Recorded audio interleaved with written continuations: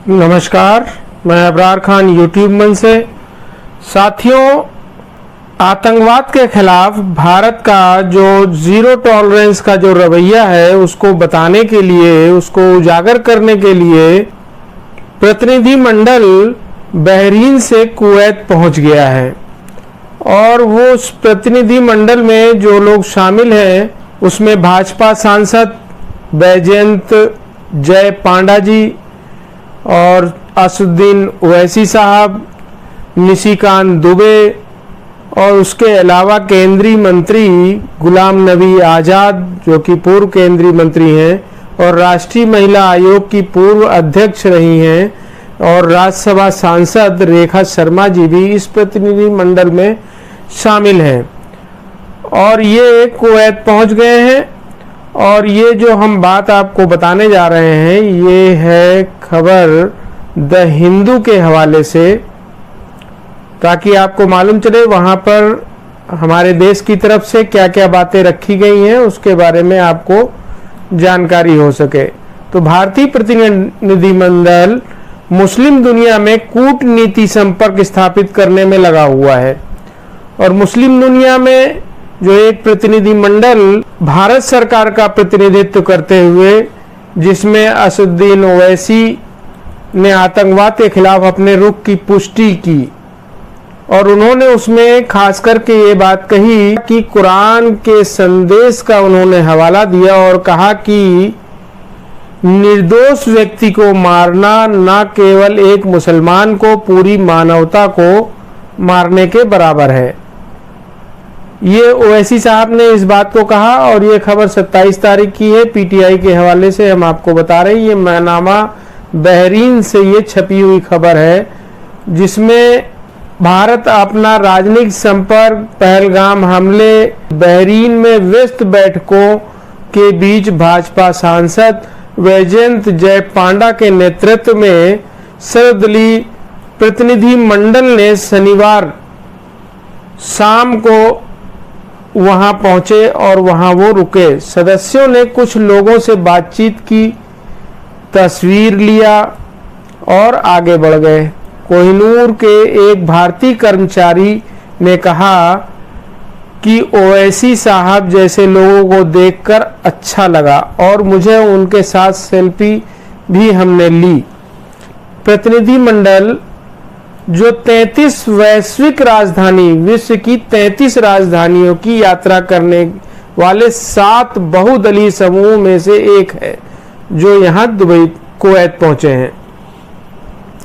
उसका मुख्य उद्देश्य है पाकिस्तान के इरादों और आतंकवाद के प्रति भारत की प्रतिक्रिया, विशेष रूप से पहलगाम आतंकवादी हमले जिसमें 26 लोग मारे गए थे, तथा उसके बाद उसके जवाब में शुरू किए गए ऑपरेशन सिंदूर के संबंध में अंतर्राष्ट्रीय समुदाय तक पहुंचना इसका मकसद था।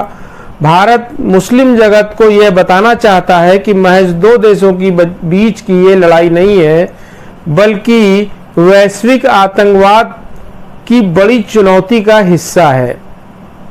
यही कारण है कि प्रतिनिधि मंडल के कुछ सदस्य मुस्लिम दुनिया के कुछ हिस्सों को प्रभावित करने वाले आईएस जैसे समूह की तफरीकी यानी हिंसा को उचित ठहराने के लिए किसी को धर्मद्रोही घोषित करना, ये एक विचारधारा है।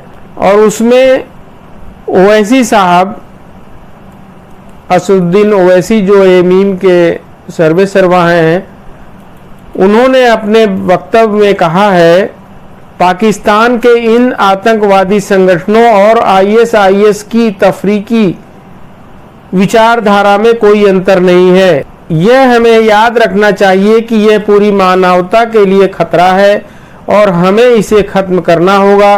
उन्होंने लोगों की हत्या को सही ठहराने के लिए धर्म का इस्तेमाल किया है और पूरी दुनिया जानती है कि इस्लाम ने आतंकवाद की निंदा की है, ये ओवैसी साहब ने कहा है। और उन्होंने कुरान का हवाला देते हुए ये बात कही है कि कुरान में स्पष्ट निर्देश है कि एक निर्दोष व्यक्ति की हत्या करना गलत है कुरान ने एक निर्दोष मुसलमान की हत्या के बारे में नहीं कहा है, बल्कि यह कहा है कि एक निर्दोष व्यक्ति की हत्या पूरी मानव जाति की हत्या के समान है। मुस्लिम जगत में भारत यह बात समझाने का प्रयास कर रहा है कि सिर्फ इसलिए कि पाकिस्तान एक मुस्लिम बहुल देश है, उसे भारत के विरुद्ध अपने कार्यों से दोषमुक्त नहीं किया जा सकता। मध्य पूर्वी देशों में प्रमुख सरकारी और राजनीतिक हस्तियों के साथ बातचीत करने के साथ साथ सर्वदलीय मंत्रिमंडल वहां के मजबूत भारतीय प्रवासी समुदाय से भी संपर्क स्थापित करने के लिए ठोस प्रयास कर रहा है। बहरीन में भारतीय दूतावास में एक सभा को संबोधित करने के बाद ओवैसी साहब कुछ लोगों से उन्होंने मुलाकात भी की। अब हम आपको उनका एक बयान सुना देते हैं, बहुत छोटा सा बयान है, वो बयान आप वहां का सुन लें। There is no difference between these terrorist organizations in Pakistan and the ISIS Takfiri ideology. This we must remember. This is a menace to the whole humankind, and we have to put an end to it because they have used religion to justify killing of people, and the whole world knows that Islam has condemned terrorism. Quran has categorically stated that killing of one innocent person, Quran has not said killing of one innocent Muslim, the killing of one innocent person is like killing of one. तो आप लोगों ने सुन लिया ओवैसी साहब का बयान। आगे भाजपा के जो सांसद है जिनके नेतृत्व में ये प्रतिनिधि मंडल वहां गया हुआ है, उन्होंने अपनी बात को रखा, जिसमें उन्होंने मुख्य रूप से दो बिंदुओं पे बात करने के लिए उन्होंने अपनी बात को रखा, और जो उन्होंने कुछ बातें कही उसमें हम कुछ चीजें आपको बता देते हैं कि पांडा जी ने ये कहा कि पिछले कुछ दशकों में भारतीय प्रवासी सबसे प्रभावशाली समुदाय में से एक बन गए हैं। वे भारत की सॉफ्ट पावर का प्रतिनिधित्व करते हैं और हम उन्हें अपने पास मौजूदा बिंदुओं के बारे में बताना चाहते हैं ताकि वे उन्हें आगे बढ़ाने में मदद कर सकें। बहरीन में करीब 3.5 लाख भारतीय रहते हैं, जबकि इसी देश में रहने और काम करने वाले पाकिस्तानियों की संख्या लगभग आधी है। प्रतिनिधिमंडल का मिशन इन मुस्लिम देशों के समक्ष भारत का दृष्टिकोण प्रस्तुत करना है तथा वह इस संदेश को प्रभावी ढंग से पहुंचाने के लिए हर संभव सहायता का उपयोग करना चाहता है।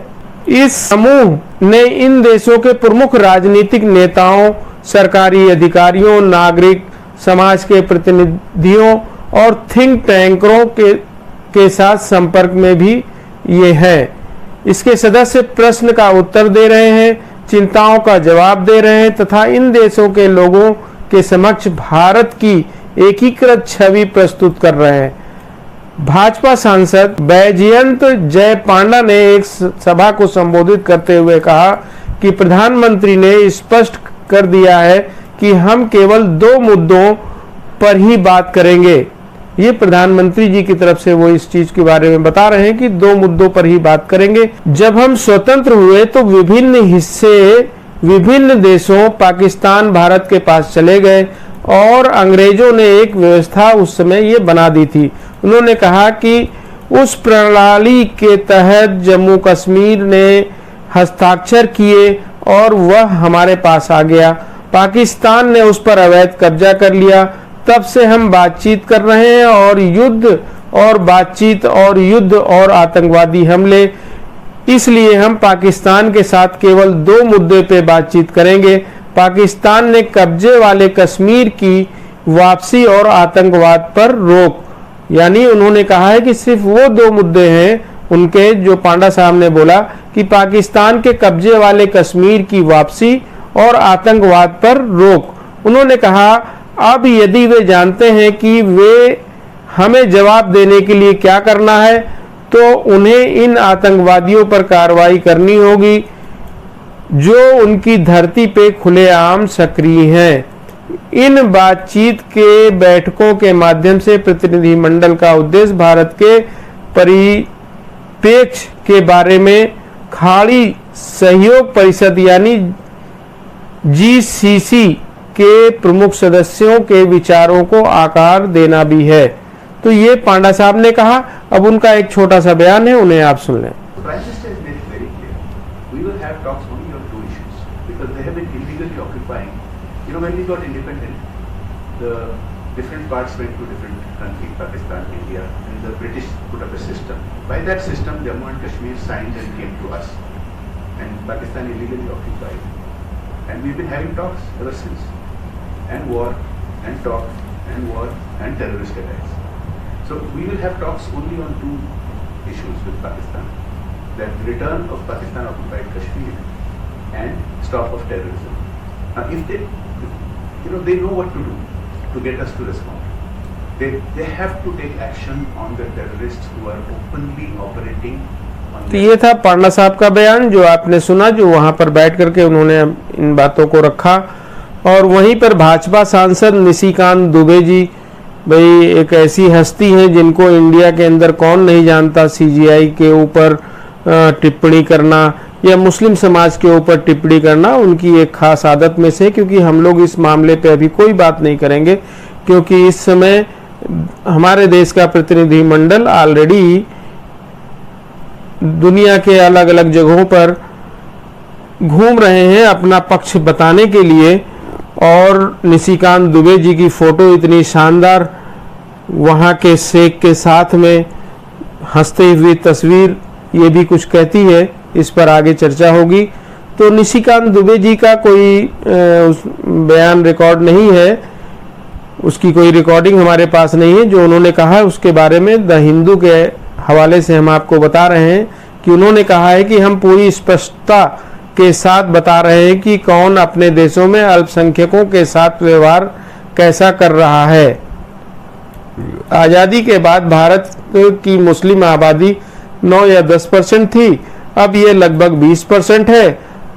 और दूसरी ओर पाकिस्तान में अल्पसंख्यक हिंदू आबादी 13% थी, अब यह 1% है। इसलिए पाकिस्तान अपने अल्पसंख्यकों के साथ बुरा व्यवहार कर रहा है और भारत को भी आतंक से प्रभावित कर रहा है। हम इस बारे में भी बात करने में सक्षम है। संदेश शांति का है।